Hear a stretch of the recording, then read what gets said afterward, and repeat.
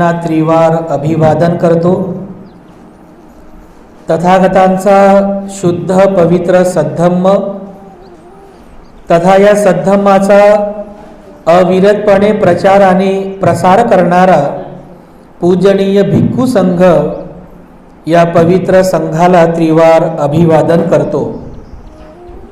Bodhisattva doctor Babasaheb Ambedkar यांच्या समग्र धम्मक्रांतीमध्ये सदैव समर्पित राहून आजच्या या मंगलमय प्रसंगी या ठिकाणी उपस्थित आपण सर्व धम्म उपासक उपासिका आपल्या सर्वांप्रती अनंत अनंत मंगल कामना अर्पण करतो आणि आजच्या ग्रंथ पठणाला सुरुवात करतो। बांधवांनो, मागील ग्रंथ पठणामध्ये आपण सिद्धार्थाच्या जन्मापासून तर गृहत्यागापर्यंतचा इतिहास आपण मागील ग्रंथ पठणामध्ये बघितला। आजच्या ग्रंथ पठणामध्ये सिद्धार्थाच्या गृहत्यागापासून तर बुद्धत्व प्राप्तीपर्यंतचा त्याचा 6 वर्षांचा जो प्रवास आहे, खडतर जीवन प्रवास आहे, तो प्रवास आपण आज या ठिकाणी बघणार आहोत। वयाच्या 29व्या वर्षी सिद्धार्थाने गृहत्याग केला। 29 वर्षे ज्या नगरीमध्ये व्यतीत केली ती कपिलवस्तू नगरी सोडली। पिता राजा शुद्धोधन, राणी महाप्रजापती गौतमी माता, पत्नी यशोधरा, पुत्र राहुल या सर्वांचा त्याग केला। आपले मित्र सखे सोबती या सर्वांचा त्याग करून, सर्वांना सोडून वयाच्या 29व्या वर्षी सिद्धार्थ गौतमानी गृहत्याग केला। कपिलवस्तू नगरीमध्येच त्यावेळेस एक प्रसिद्ध ऋषी राहत होते, भारद्वाज। भारद्वाजाकडून आपण परवज्जा ग्रहण करावी असा निश्चय केला आणि सिद्धार्थ गौतमाने भारद्वाज ऋषीकडून प्रवज्जा ग्रहण केली, अंगावरती भगवे वस्त्र धारण केले।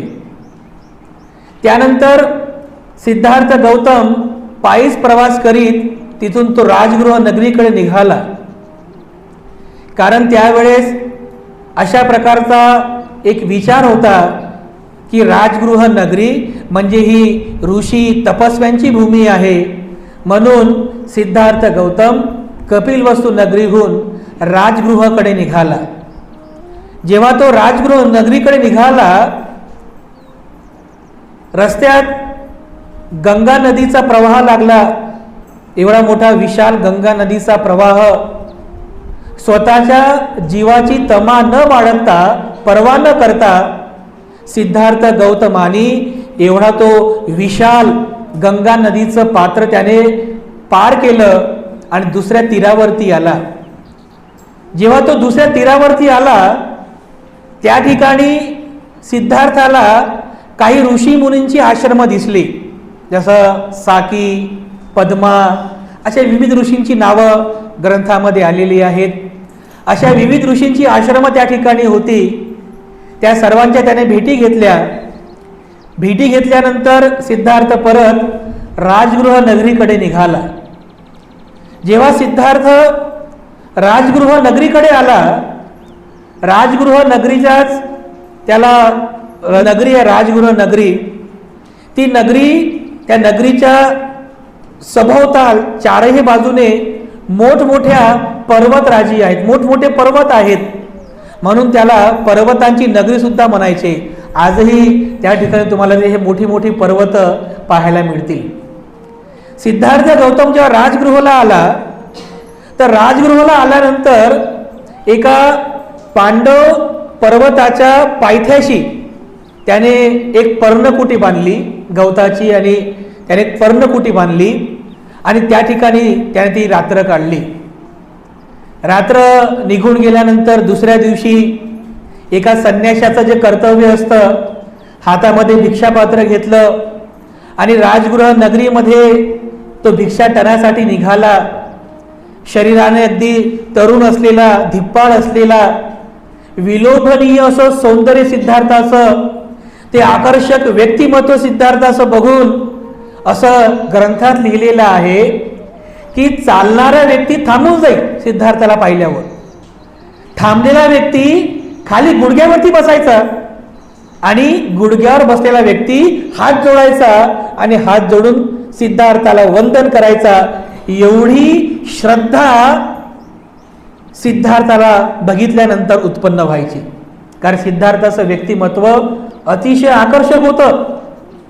एखाद्या महापुरुषाला शोभेल अशा प्रकारचं आकर्षक विलोभनीय सौंदर्य सिद्धार्थाचं होतं. जेव्हा सिद्धार्थ हातामध्ये भिक्षापात्र घेऊन राजगृह नगरीमध्ये भिक्षाटन करीत होता, तेव्हा सगळी लोक त्याला पाहत होती. राजमहालाच्या बाहेर लोकांची गर्दी जमली. त्या राजमहालामध्ये असणारा जो त्यावेळेचा राजा होता, राजा बिंबिसार, त्याने ते बघितलं आणि राजसेवकाला विचारलं, अरे त्या ठिकाणी एवढी लोक जमलेली आहेत का बरं, काय कारण आहे? तेव्हा त्या राजसेवकाने राजा बिंबिसाराला सांगितलं की ज्याच्याबद्दल ब्राह्मणांनी असं भविष्य वर्तवलं होतं की हा गृहत्याग करेल आणि संपूर्ण जगातील या मानव जातीतील दुःखाचा अंधकार नष्ट करणारा बुद्ध होईल, तोच सिद्धार्थ गौतम या ठिकाणी अंगावरती भगवे वस्त्र धारण करून हातामध्ये भिक्षापात्र घेऊन दारोदारी भिक्षा मागित आहे. सिद्धार्थाचं नाव ऐकल्याबरोबर राजा बिंबिसाराला आश्चर्य वाटलं की एवढा शाक्य वंशाचा तरुण, धिप्पाळ, सुंदर असणारा हा सिद्धार्थ अशा प्रकारे संन्यासासारखं जीवन का जगतोय? राजा बिंबिसार याला त्या गोष्टीचं आश्चर्य वाटलं. राजा बिंबिसार राजमहल सोडून बाहेर निघाला. राजा बिंबिसार असं म्हणतात, काही ग्रंथांमध्ये असा उल्लेख आहे की राजा बिंबिसार हा सिद्धार्थ गौतमापेक्षा 5 वर्षांनी लहान होता, असं काही पुस्तकांमध्ये लिहिलेलं आहे. जेव्हा राजा बिंबिसार सिद्धार्थ गौतमाकडे गेला, सिद्धार्थ गौतमाकडे जाऊन तो म्हणतो की अरे सिद्धार्था, हे तू काय करतोयस? तू क्षत्रिय आहेस आणि क्षत्रियांचा धर्म आहे युद्ध करणे, राज्य करणे हा क्षत्रियांचा धर्म आहे. एखाद्या क्षत्रियाला तुला असं हातामध्ये भिक्षापात्र घेऊन संन्यासासारखं जीवन जगणे हे शोभत नाही. राजा बिंबिसाराने अनेक उदाहरणं देऊन सिद्धार्थ गौतमाचं मन वळविण्याचा प्रयत्न केला. तो तर एवढा पण म्हणाला की सिद्धार्थ, जर तुला तुझ्या पिताजींची संपत्ती नको असेल तर माझी संपत्ती घे, माझी संपत्ती घे आणि एखाद्या क्षत्रियाप्रमाणे राज्य कर, एका चक्रवर्ती राजाप्रमाणे राज्य कर, माझी संपत्ती घे. येन तेन प्रकारे राजा बिंबिसाराने सिद्धार्थ गौतमाचं मन वळविण्याचा प्रयत्न केला की काहीही करून सिद्धार्थ गौतमाने हे संन्यासी जीवन त्यागावं, हे हातातील भिक्षापात्र सोडून द्यावं आणि जसं क्षत्रिय राज्य करतात त्याप्रमाणे एका क्षत्रियाप्रमाणे सिद्धार्थ गौतमाने सुद्धा क्षत्रियाचा धर्म स्वीकार करावा, त्याचं पालन करावं. राजा बिंबिसाराने खूप समजावून सांगितलं. शेवटी सिद्धार्थ गौतम सुद्धा राजा बिंबिसाराला उत्तर देतात. राजा बिंबिसारा सुद्धा उत्तर देतात. सिद्धार्थ एक उदाहरण देतात राजा बिंबिसाराला की राजेश्वर, मोठ्यातला मोठा राजा जरी असेल तरी त्याला 2 जोडी कपड्यांशिवाय पर्याय नाहीये. जरी मोठा राजा असेल तरी त्याला 2 वेळचंच अन्न पुरेसं आहे. जरी तो मोठा राजा असेल तरी त्याला आजारी पडल्यानंतर औषधांशिवाय पर्याय नाहीये. अशा विविध उदाहरणं देऊन सिद्धार्थाने या गृहस्थी जीवनामध्ये या जीवनामध्ये कशा कशा प्रकारे दुःख उत्पन्न होते या सगळ्या बाबी सिद्धार्थाने राजा बिंबिसाराला स्पष्ट केल्या. तरी सुद्धा राजा बिंबिसाराची ही आशा होती की सिद्धार्थाने या संन्यासी जीवनाचा त्याग करावा. परंतु सिद्धार्थ म्हणाला की माझ्या निर्णयावरती ठाम आहे. या मानवी जीवनामध्ये अनेक दुःख आहेत. या दुःखाचं कारण शोधण्यासाठी मी गृहत्याग केलेला आहे आणि त्या दुःखाचं कारण शोधल्याशिवाय मी माझ्या जीवनामध्ये सिद्ध होणार नाही. म्हणून मी माझ्या निश्चयावरती ठाम आहे. डॉक्टर बाबासाहेब आंबेडकरांनी या ग्रंथामध्ये खूप सुंदर विवेचन केलेलं आहे. जवळपास 3 पानांचं विवेचन आहे. राजा बिंबिसार आणि सिद्धार्थ गौतम यांच्यामध्ये जो वाद झाला, म्हणजे जवळपास 3 पानं आहेत. ते 3 पान भरून बाबासाहेब आंबेडकरांनी खूप सुंदर त्यामध्ये विवेचन केलेलं आहे.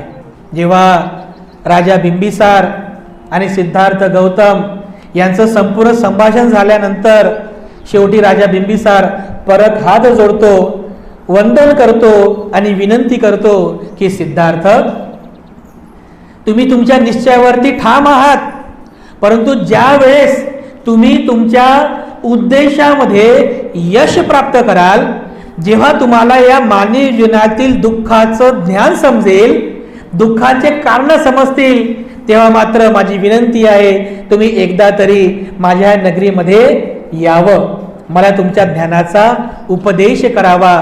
एवढी विनंती करतात आणि त्यानंतर राजा बिंबिसार निघून जातात. सिद्धार्थ गौतमाचं हे गृहत्यागी जीवन त्या ठिकाणी सुरू आहे. पांडव लेणीच्या पायथ्याशी सिद्धार्थ गौतमाने एक पर्णकुटी बांधलेली आहे आणि त्याच वेळेला एक दुसरे 5 परिव्राजक त्या ठिकाणी येतात.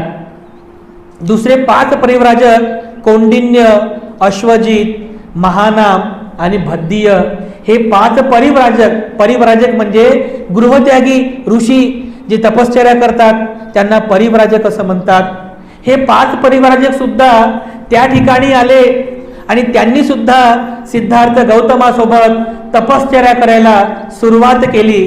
जेव्हा त्यांनी बघितलं की सिद्धार्थ सुद्धा या ठिकाणी आहे, क्षत्रिय असलेला सिद्धार्थ हा सुद्धा या ठिकाणी संन्यासासारखं जीवन जगतोय, त्यांना सुद्धा आश्चर्य वाटलं.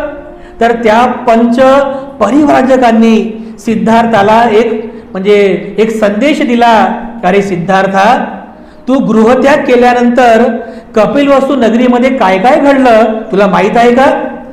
सिद्धार्थ म्हणाला, मित्रांनो, मी गृहत्याग केल्यानंतर कपिलवस्तू नगरीमध्ये काय काय घडलं हे मला माहिती नाही. तर त्या 5 परिव्राजकांनी सिद्धार्थाला सांगितलं की अरे सिद्धार्था, तू जेव्हा गृहत्याग करून कपिलवस्तू नगरी सोडून निघून गेला, त्यानंतर कपिलवस्तूमध्ये शाक्य तरुणांनी निदर्शने केली की हे युद्ध करायचं नाही. आणि त्यानंतर शाक्य आणि कोलीय यांच्यामध्ये एक शांतता समिती निर्माण झाली आणि त्यांनी शांततेने पाण्याचा जो वाटपाचा निर्णय होता तो निर्णय त्याने शांततेने पूर्ण केला. आता युद्ध होणार नाही. जे युद्ध होणार होतं रोहिणी नदीच्या पाण्यावरून, आता ते युद्ध होणार नाही आहे. मग आता तू परत घरी जाशील का? सिद्धार्थाने विचार केला, मित्रांनो, ज्या अर्थी आता युद्ध होणार नाही आहे आणि शांततेने हा निर्णय घेण्यात आलेला आहे याचा मला मनस्वी फार आनंद आहे. परंतु सिद्धार्थ विचार करतात की आता जर युद्ध होणार नाही तर खरंच मी ज्या कारणामुळे गृहत्याग केला ते माझं कारण पूर्ण झालं का? तो उद्देश माझा पूर्ण झाला का? खरं पाहिलं तर युद्ध समस्या ही एक कलह समस्या आहे. युद्ध समस्या ही एक कलह समस्या आहे आणि मोठ्या एका विशाल कलहाचा एक छोटासा भाग आहे. वास्तविक पाहता अशा प्रकारचे युद्ध, कलह समाजामध्ये वेगवेगळ्या ठिकाणी आहेत. जसं राष्ट्रामध्ये कलह आहे, देशामध्ये कलह आहे, समाजामध्ये कलह आहे, भावाभावामध्ये कलह आहे, युद्ध आहे, नात्या गोत्यांमध्ये कलह आहे. अरे या समस्येचं समाधान झालेलं नाही आहे. जरी युद्ध होणार नसेल, जरी शाक्य आणि कोलीय यांच्यामध्ये युद्ध होणार नसेल, पण माझा गृहत्यागाचा उद्देश आणखीनही पूर्ण झालेला नाही. मी घरी जाता कामा नये, मी परत घरी जाता कामा नये. मी ज्या उद्देशाने घर सोडलं ते उद्देश मला प्राप्त करायचा आहे असं सांगून नंतर ते 5 परिव्राजक तिथून निघून जातात आणि सिद्धार्थ गौतम पुन्हा आपल्या गृहत्यागी जीवनाला प्रारंभ करतात. त्या राजगृह नगरीमध्ये सिद्धार्थ गौतम आपलं गृहत्यागी जीवन जगीत आहेत. सिद्धार्थाला असं वाटलं की या गृहत्यागी जीवनामध्ये आपल्याला तपश्चर्या करायची आहे, तप करायचा आहे, तर काहीतरी आपण शिक्षण घेतलं पाहिजे. त्यामुळे सिद्धार्थ गौतम राजगृहहून वैशाली नगरीमध्ये गेला. वैशाली नगरीमध्ये त्यावेळेसचे प्रसिद्ध ऋषी होते ज्यांचं नाव होतं आलार कालाम. हे जे आलार कालाम होते हे सांख्य तत्वज्ञानामध्ये आणि समाधी ध्यानामध्ये, समाधी शास्त्रामध्ये पारंगत होते. आणि म्हणून सिद्धार्थ गौतमाने असा विचार केला की आपण सुद्धा वैशालीला जावं आणि आलार कालाम यांच्याकडून आपण सांख्य तत्वज्ञान आणि समाधी मार्गाचं अध्ययन करावं. त्यामुळे सिद्धार्थ गौतम राजगृह नगरीहून वैशालीला निघाला. वैशालीला जात असताना मध्येच त्याला भृगु ऋषींचा आश्रम दिसला. भृगु ऋषी त्यावेळेसचे वज्र तपश्चर्या करणारे ऋषी होते, त्यांना भृगु ऋषी म्हणायचे. त्यांनी त्या ठिकाणी झोपड्या बांधलेल्या होत्या. सिद्धार्थ गौतम त्या झोपड्यांजवळ गेला, परंतु त्यावेळेला त्या ठिकाणी कुणीच नव्हतं, कारण जे भृगु ऋषी होते ते जंगलामध्ये साठी काही साहित्य जमा करण्यासाठी गेलेली होती. थोड्या वेळाने ते सगळे भृगु ऋषी आले. त्या सर्वांनी त्यांना अभिवादन केलं. सिद्धार्थाने सुद्धा त्या भृगु ऋषींना अभिवादन केलं आणि त्यांची तपश्चर्या कशी आहे, ते कशा प्रकारची वज्र तपश्चर्या करतात याबद्दल त्यांनी विचारणा केली.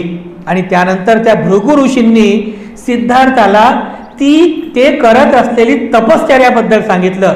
तर त्यांची तपश्चर्या एवढी उग्र होती, म्हणजे अन्नाचा त्याग करणे, केवळ कंदमुळेच खाणे, म्हणजे पाण्यामध्ये असलेले जीवजंतू विरहित असलेले किंवा कंदमुळे हेच एवढंच अन्न खाणे आणि वज्र तपश्चर्या करणे, अंगावरती राख लावणे, केस वाढवणे आणि देहदंड करणे, अशा विविध मार्गाचा अवलंब करणे. जेव्हा त्या भृगु ऋषींनी सिद्धार्थाला या त्यांच्या तपश्चर्येबद्दल सांगितलं तेव्हा सिद्धार्थाला आश्चर्य वाटलं की किती भयंकर अशा प्रकारची तपश्चर्या हे भृगु ऋषी करतात. त्यांच्याकडून ते सर्व ज्ञान घेतल्यानंतर सिद्धार्थ तिथून निघाला. आलार कालाम यांच्या आश्रमामध्ये गेला. आलार कालाम यांचा आश्रम वैशालीमध्ये होता. आलार कालाम यांना भेटला, त्यांना वंदन केलं, अभिवादन केलं आणि त्यांच्याकडून त्यांनी सांख्य तत्वज्ञानाची देसना ग्रहण केली. आलार कालाम यांनी सिद्धार्थ गौतमाला अतिशय सुंदर पद्धतीने सांख्य तत्वज्ञानाचा अभ्यास शिकविला. जेव्हा सांख्य तत्वज्ञानाचा अभ्यास झाला तर सिद्धार्थाला असं वाटलं की आपण समाधी मार्गाचा सुद्धा अभ्यास करायला पाहिजे. त्या काळी समाधी मार्गाचा अभ्यास करणारे विविध प्रकारचे पंथ होते. एक पंथ होता जो आनापान सती शिकवायचा. आनापान सती म्हणजे श्वास घेणे, श्वास सोडणे आणि नाकपुड्यांवरती येणाऱ्या जाणाऱ्या श्वासावरती लक्ष केंद्रित करणे. तर आनापान सती अशा प्रकारे शिकवणारे एक पंथ सुद्धा त्यावेळेस होता. एक पंथ होता की तो प्राणायाम शिकवायचा, प्राणायाम. आणि एक पंथ असाही होता की आतमध्ये श्वास घ्यायचा आणि जेवढ्या वेळपर्यंत थांबता येईल तेवढ्या वेळपर्यंत श्वासाला असं थांबवून ठेवायचं आणि त्यानंतर परत श्वास सोडायचा. असेही काही पंथ होते. अशा 3 पंथांचा उल्लेख या पुस्तकामध्ये केलेला आहे. सिद्धार्थ गौतमाला वाटलं की आपण सुद्धा समाधी मार्गाचा अभ्यास करायला पाहिजे. तेव्हा त्यांनी परत आलार कालाम यांना विनंती केली की मला समाधी मार्गाचं ज्ञान द्यावं, मला समाधी मार्गाचा अभ्यास द्यावा.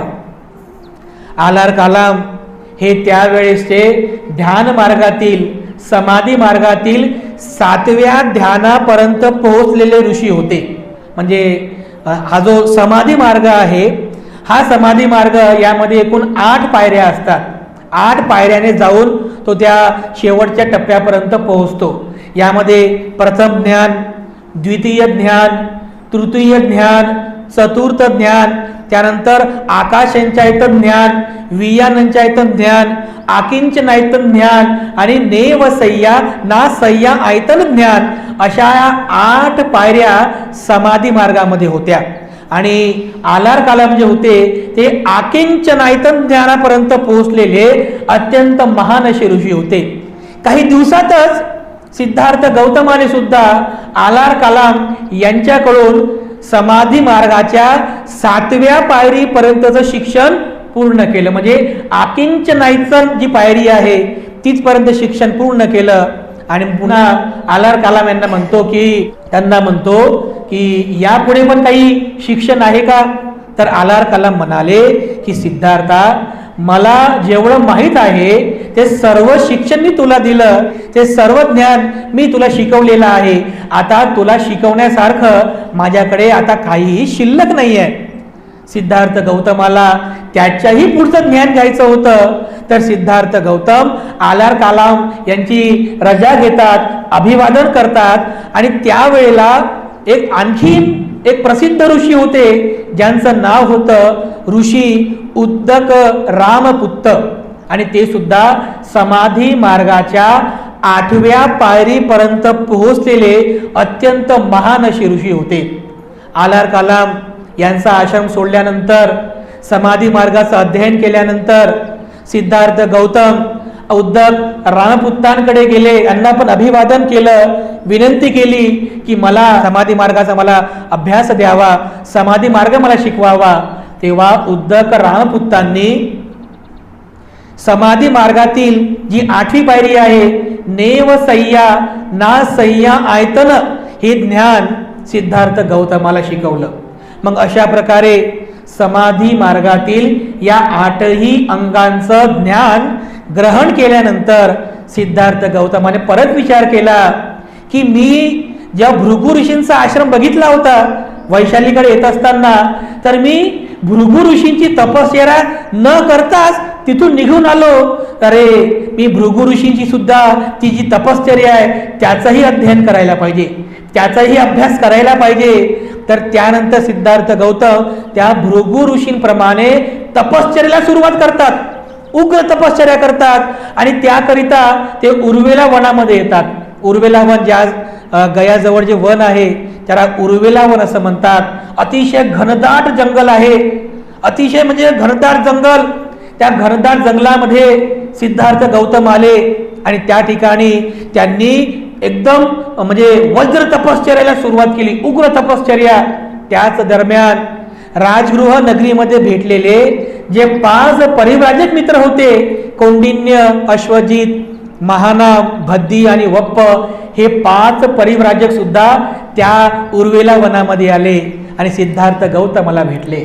आणि अशा प्रकारे त्या उर्वेला येथील त्या घनदाट जंगलामध्ये त्या 6 जणांची खडतर तपश्चर्या सुरू झाली.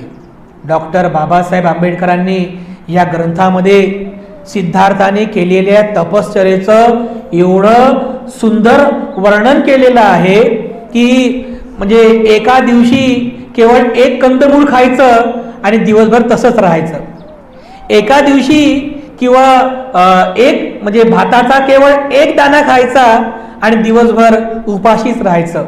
किंवा एके दिवशी एका ओंजळमध्ये जेवढं पाणी येईल तेवढंच पाणी प्यायचं आणि दिवसभर तसंच राहायचं. आणि असे अनेक प्रयोग या तपश्चर्येमध्ये केलेले होते. सिद्धार्थ गौतमाने ह्या सगळ्या प्रयोगांना केलं. सिद्धार्थ गौतमाची जी तपश्चर्या एवढी उग्र होती, सिद्धार्थाने अन्न पाण्याचा त्याग केला, हळूहळू अन्नाचा त्याग केला. हळूहळू त्याने सर्व प्रकारच्या म्हणजे अन्न आणि पाण्याचा त्याग केला. म्हणजे असं म्हटलेलं आहे की त्या वैशाख दिनाच्या त्या भयंकर रखरखत्या त्या अंगाला भाजून काढणाऱ्या त्या उन्हामध्ये उघड्या अंगाने सिद्धार्थ गौतम दिवसभर बसायचा. अशी पण तपश्चर्या सिद्धार्थाने केली. एवढंच काय, आणि रात्रीला गर्द झाडीमध्ये जाऊन घामाने म्हणजे शरीर पूर्ण ओलचिंब होईल अशा प्रकारच्या त्या गर्द झाडीमध्ये राहून त्या ठिकाणी तो विश्रांती घेत असे. हिवाळ्यामध्ये एवढ्या भयंकर थंडीमध्ये उघड्या अंगाने सिद्धार्थ गौतम रात्रभर बाहेर राहायचा. एवढी उग्र तपश्चर्या सिद्धार्थ गौतमाने केली. या ग्रंथामध्ये खूप सुंदर विवेचन केलेलं आहे की कशा प्रकारची तपश्चर्या सिद्धार्थ गौतमाने केली. हे जे 5 परिव्राजक मित्र होते हे सुद्धा आश्चर्यचकित झाले. सिद्धार्थ गौतमाची तपश्चर्या बघून ते 5 मित्र सुद्धा आश्चर्यचकित झाले. जेव्हा सिद्धार्थ गौतम त्या डुंगेश्वरी पर्वताच्या त्या परिसरामध्ये, त्या उर्वेला वनाच्या परिसरामध्ये अशा प्रकारची खडतर तपश्चर्या करीत आहेत. एक दिवस ते पर्वताच्या खाली येतात. पर्वताच्या खाली आल्यानंतर एका वडाच्या झाडाखाली बसतात. त्या वडाच्या झाडाच्या खोडाला पाठ टेकून शांत बसलेले आहेत. आणि अचानक त्यांनी आपला हात आपल्या पोटाला लावला. जेव्हा त्यांनी आपला हात पोटाला लावला तर पाठीचा कणा हाती लागला. पाठीच्या कण्याला हात लावला तर हे पोट हाती लागलं.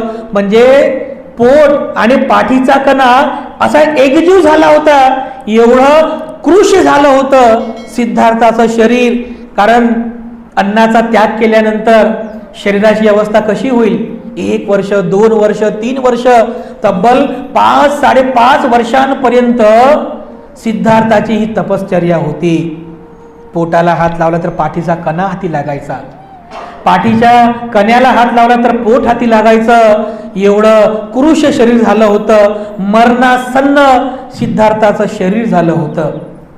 सिद्धार्थ त्या वडाच्या झाडाखाली बसून विचार करत आहेत, अरे हे मी काय केलं? मी ज्या उद्देशासाठी गृहत्याग केला हे मी काय करून बसलो? जर मी अन्न ग्रहण केलं नाही तर मी मृत्यूला प्राप्त होईल. आणि मी का जर मेलो तर माझं जीवन संपेल. आणि ज्या उद्देशाने मी घर सोडलं, ज्या उद्देशाला मला प्राप्त करायचा आहे तो उद्देश मी कधीच प्राप्त करू शकणार नाही. अरे मी मरता कामा नये, मी मृत्यूला प्राप्त होता कामा नये. आणि त्याच वेळेला त्या परिसरामध्ये राहत असलेली एक श्रेष्ठी पुत्री जिचं नाव होतं सुजाता. त्या सुजाताने कधीतरी वटदेवतेला नवस केला होता की मला पुत्रप्राप्ती झाली तर मी वटदेवतेचा नवस फेडेल. आणि त्या वर्षी तिला पुत्रप्राप्ती झाली होती.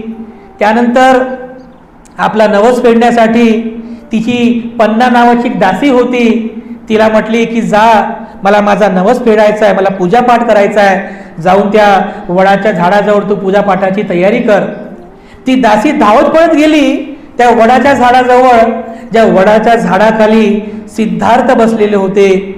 जेव्हा ती दासी पाहते त्या सिद्धार्थाचं शरीर एकदम मातीनं माखलेलं, एकदम कृश झालेलं, हे डोळे आतमध्ये गेलेले आहेत, गाल आतमध्ये गेलेले आहेत, पोट आतमध्ये गेलेलं आहे, एकदम कृश झालेलं, कमजोर झालेलं हे शरीर, म्हणजे हड्डीचा ढाचा आहे, फक्त वरून चमडीचा एक त्याच्यावरती लेप दिलेला आहे.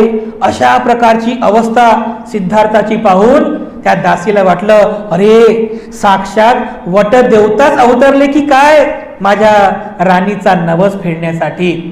ती आनंदाच्या भरात परत जाते. राणी सुजाताला सांगते की राणी चला, तुमचा नवस फेडण्यासाठी साक्षात वटदेवता अवतरलेले आहेत. सुजाता सुद्धा आनंदी होते. सुजाता एका सोन्याच्या पात्रामध्ये सुग्रास अशी खीर बनवलेली असते, ती खीर घेते आणि त्या वडाच्या झाडाजवळ जाते.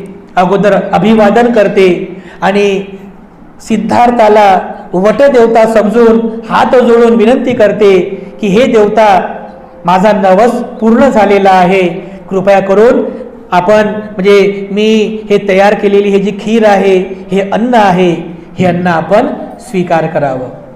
सिद्धार्थ गौतम ते खिरीचं भिक्षापात्र स्वीकार करतात, ठेवतात. सुजाता अभिवादन करून निघून जाते आणि त्या खिरीच्या पात्राकडे बघून विचार करतात की हे अन्न मी ग्रहण करावं की नाही, हे अन्न मी प्राशन करावं की नाही, असा विचार करत आहेत. आणि परत त्यांच्या मनामध्ये विचार येतो, अरे मी जर हे अन्न ग्रहण केलं नाही तर मी मृत्यूला प्राप्त होईल, मी मृत्यूला प्राप्त होईल. आणि जर मी मृत्यूला प्राप्त झालो तर माझा उद्देश अपूर्णच राहील. अरे हे अन्न मी ग्रहण करायला पाहिजे, मी जीवित राहिलो पाहिजे, हे अन्न मी ग्रहण करायला पाहिजे, असा विचार करतात. आणि बाजूलाच सुपतिठ्ठ नावाचा एक नदीचा प्रवाह असतो. त्या सुपतिठ्ठ नावाच्या त्या नदीच्या प्रवाहामध्ये उतरतात. अगोदर अंगावरची सगळी माती स्वच्छ करतात, आपला चेहरा पाण्याने स्वच्छ धुतात आणि स्वच्छ झाल्यानंतर परत त्या ठिकाणी येऊन सुजाताने दिलेलं ते खिरीचं जे पात्र असते ते जवळ घेतात आणि एक एक घास ते ग्रहण करत आहेत. त्या खिरीच्या प्रत्येक घासासोबत सिद्धार्थाचं शरीरामध्ये एक नवीन ऊर्जा संचारत आहे. त्या प्रत्येक घासासोबत सिद्धार्थाचं शरीर हळूहळू शक्ती ग्रहण करत आहे. या खिरीच्या प्रत्येक घासासोबत सिद्धार्थाचं शरीर बलवान होत आहे, शक्तिमान होत आहे आणि हळूहळू ते अन्न ग्रहण होत आहे आणि सिद्धार्थाचं शरीर बलवान होत आहे. एक नवीन प्रेरणा जागृत झाली, एक नवीन ऊर्जा जागृत झाली. एक जे शरीर एक शक्तिमान ते शरीर झालं, बलवान झालं आणि एका नवीन उमेद घेऊन, एक नवीन प्रेरणा घेऊन परत सिद्धार्थ गौतम आपल्या उद्देशाकडे वाटचाल करतात. जेव्हा सिद्धार्थ ते खीर ग्रहण करत असतात, ते 5 परिव्राजक सिद्धार्थाला पाहतात. अरे तो बघा, तो तपभल्लिक म्हणजे तपापासून भग्न झालेला तो तपभल्लिक बघा, तो अन्न ग्रहण करतोय, त्याची तपश्चर्या भग्न झालेली आहे, तो तपभल्लिक आहे. आता आपण सिद्धार्थासोबत राहायचं नाही, त्याच्या मैत्रीचा आपण त्याग करायचा, असं म्हणून ते 5ही परिव्राजक सिद्धार्थाला सोडून निघून गेले. परंतु सिद्धार्थाने त्याची तमा बाळगली नाही, कारण सिद्धार्थाच्या पुढे केवळ आणि केवळ त्याचा उद्देश होता, उद्देश आपल्याला प्राप्त करायचा आहे. म्हणून सिद्धार्थ गौतम एका नवीन उद्देशासह त्या उर्वेला वनाच्या त्या ठिकाणी एका पिंपळाच्या झाडाखाली जातात. जागा निवडतात की आता मी कुठं बसावं, कुठं बसून मी ध्यान साधना करावी. एका पिंपळाच्या झाडाला ती निवड करतात. पूर्व दिशेला तोंड होईल अशा पद्धतीने ते त्या पिंपळाच्या झाडाखाली त्या खोडाला पाठ टेकून अगदी अंतरामध्ये ध्यान साधनेला बसतात. ध्यानाच्या अवस्थेमध्ये बसून पाठीचा कणा सरळ करून, डाव्या हातावरती उजवा हात ठेवून, मान सरळ करून, डोळे लावून परत सिद्धार्थ गौतम ध्यान साधनेला सुरुवात करतात आणि पुन्हा चिंतन करतात. अगदी सुरुवातीपासून मी गृहत्याग का केला, मग गृहत्यागाचं कारण, तो उद्देश, दुःखाची कारणं, या सगळ्या गोष्टीचं चिंतन सिद्धार्थ गौतम करीत आहेत. आणि सिद्धार्थ गौतमाने अगोदरच किमान 40 दिवस पुरेल एवढं अन्न आणि फळं जमा करून ठेवली होती. आणि सिद्धार्थाला ते ज्ञान प्राप्त करण्यासाठी 4 आठवडे ध्यानमग्न राहावं लागलं. 4 आठवडे ध्यानमग्न सिद्धार्थ गौतमाच्या मनामध्ये विविध प्रकारचे संस्कार उत्पन्न होत गेले. दुःख काय आहे, दुःखाचे कारण काय आहेत, या मानवी जीवनामध्ये सुखाचा मार्ग कोणता आहे, सुख काय आहे, या सगळ्या बाबींचं चिंतन सिद्धार्थ गौतम करीत आहेत. या सगळ्या बाबी सिद्धार्थ गौतम त्याचं चिंतन करीत आहेत. आणि ध्यानामध्ये असलेले सिद्धार्थ गौतम हळूहळू त्या दुःखमुक्तीच्या ध्यानाकडे जात आहेत, त्या दुःखमुक्तीच्या त्या ध्यानाकडे जात आहेत. जेव्हा सिद्धार्थ गौतमाने या ध्यान मार्गाला सुरुवात केली तर पहिल्या पायरीमध्ये म्हणजे सिद्धार्थ गौतमाने 4 पायऱ्या पार करून दुःखमुक्तीचं ज्ञान प्राप्त केलं. पहिल्या पायरीमध्ये सिद्धार्थ गौतमाने अन्वेषण आणि तर्कबुद्धीचा वापर करून पहिली पायरी पार केली. अन्वेषण म्हणजे इन्व्हेस्टिगेशन आणि तर्कबुद्धी म्हणजे लॉजिक, म्हणजे प्रत्येक तत्वाचं अन्वेषण करावं. हे सत्य आहे की असत्य आहे, हे चांगलं आहे की वाईट आहे, हे कुशल आहे की अकुशल आहे, याला अन्वेषण करणं म्हणतात. इन्व्हेस्टिगेशन करणे, अन्वेषण केलं. आणि तर्कबुद्धी म्हणजे लॉजिक याने म्हणजे तर्कबुद्धीने त्या गोष्टीची सत्यता, त्या गोष्टीमध्ये असलेली सत्यता स्वीकार करायची, पाहायची. अशा पद्धतीने सिद्धार्थ गौतमाने तर्कबुद्धी आणि अन्वेषण याच्या साहाय्याने पहिली पायरी पार केली. दुसऱ्या पायरीमध्ये सिद्धार्थ गौतमाने त्यामध्ये एकाग्रतेची भर टाकली, म्हणजे या मनाला एकाग्र करण्याचा प्रयत्न केला आणि दुसरी पायरी पार केली. तिसऱ्या पायरीमध्ये सिद्धार्थ गौतमाने मनाचा समतोलपणा आणि सावधानता यांच्या साहाय्याने तिसरी पायरी पार केली. मनाचा समतोलपणा म्हणजे इक्वॅनिमिटी आणि मनाची सावधानता म्हणजे अटेन्शननेस.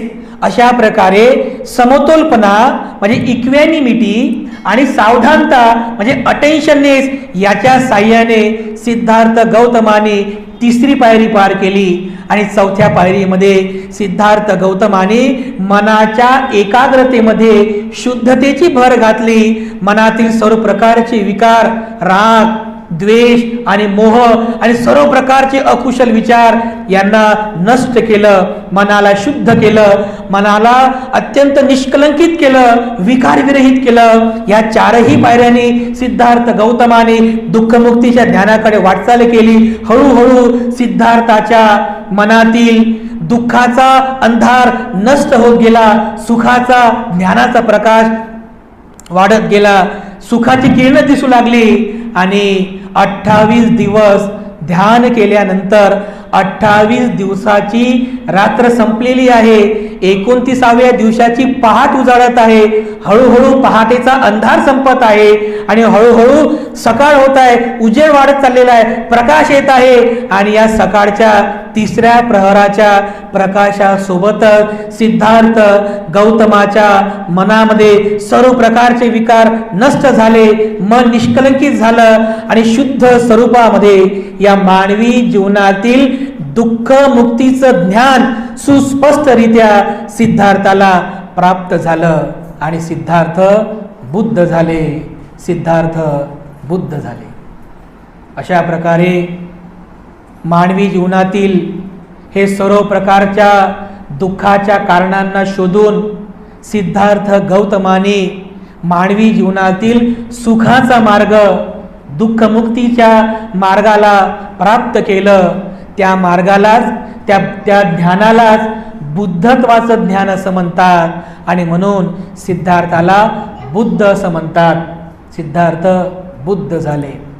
जेव्हा सिद्धार्थाने या बुद्धत्वाच्या ज्ञानाचा म्हणजे बुद्धत्वाचं ज्ञान प्राप्त केलं, त्यावेळेला सिद्धार्थाच्या समोर 2 समस्या उत्पन्न झाल्या, 2 प्रश्न उपस्थित झाले. 2 प्रश्न, 2 समस्या त्या ह्या होत्या. पहिली समस्या ही होती की या जगामध्ये, या मानवी जीवनामध्ये दुःखाचं अस्तित्व आहे, हे निर्विवाद सत्य आहे. आणि दुसरी समस्या ही होती की हे दुःख, या मानवी जीवनातील हे दुःख नष्ट कसं करावं आणि या मानवी जीवनाला सुखी कसं बनवावं, ही दुसरी समस्या होती. आणि या दुसऱ्या प्रश्नाच्या उत्तरादाखल जे ज्ञान सिद्धार्थाने प्राप्त केलं, ते ज्ञान म्हणजेच बुद्धत्वाचं ज्ञान आहे. सिद्धार्थ अशा प्रकारे बुद्धत्वाचं ज्ञान प्राप्त करतात, सिद्धार्थ बुद्ध होतात. आणि त्यानंतर कशा पद्धतीने या बुद्धत्व ज्ञानाचा उपदेश सिद्धार्थ गौतम करतात ते आपण पुढील पाठामध्ये वाचणार आहोत. तेव्हा आजच्या या ग्रंथपाठामध्ये सिद्धार्थ गौतमाच्या गृहत्यागापासून त्या सिद्धार्थ गौतमाच्या बुद्धत्व प्राप्तीपर्यंतचा हा संपूर्ण जीवन प्रवास आजच्या ग्रंथपाठामध्ये आपण बघितलेला आहे. आपण सर्वांनी याचं पुन्हा एकदा पठन करावं, चिंतन करावं, धम्माचं आचरण करावं, शील पालन करावं, समाधीचा अभ्यास करावा, प्रज्ञेचा विकास करावा.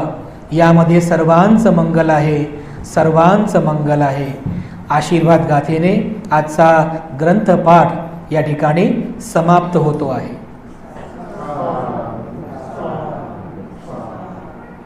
अभिवादनशीलिस नित्यं वड्डापचायिनो चत्तारो धम्मा वड्ढन्ति आयुवन्नो सुखं बलन्ति.